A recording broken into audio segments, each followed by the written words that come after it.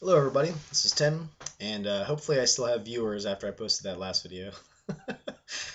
It's kind of disturbing. I try to warn everybody.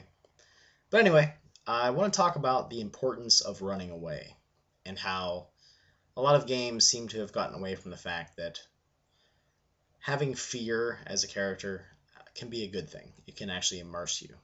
And to be set up in a situation where you're up against something that is, will most likely wipe the floor with you, um, it can be important to run away.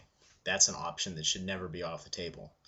Uh, there seems to be some sort of emphasis on, you know, every encounter should, like for instance, in 3.5, every encounter maybe should, reduce your resources by 1/4, and if there's four characters of the same level as the creature and the power rating, blah blah blah, they should be able to be all right. Maybe at higher levels they might die or something, but I've never really liked that idea. I always like the idea that there are some creatures that are they're almost there for flavor, for just to remind the characters that there always is something bigger and badder than you are, and that you probably aren't going to wipe the floor with everything you meet. In old school games where there's different levels of dungeon, depending on how you run things, normally there is a pretty close level balance to what you are versus what the creature is, but that's not always the case.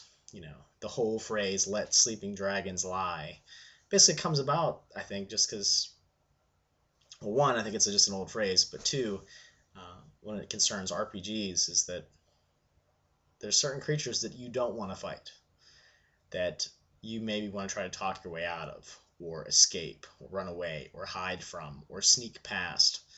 Even though they might have lots of treasure, is money really worth it if you're dead? Like, these are the kind of thoughts I think go through your head in more old school games, and the possibility of characters dying. Now, in some new games, there isn't a possibility of dying, or games aren't really about life or death.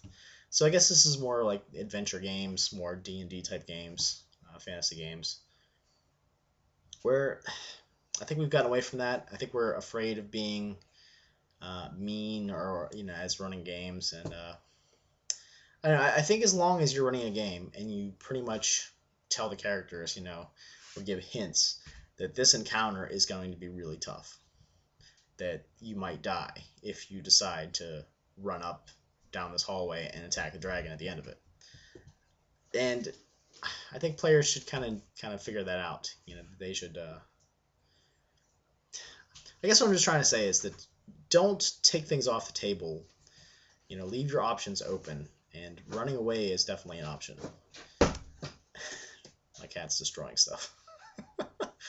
But I don't know. So just as a player, think like your character does sometimes. If you're coming into a situation where there's a way around, or you don't have to fight them, you don't have to kill them.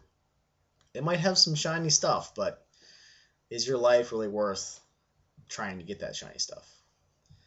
I don't know. Just something to think about. Running away is still an option.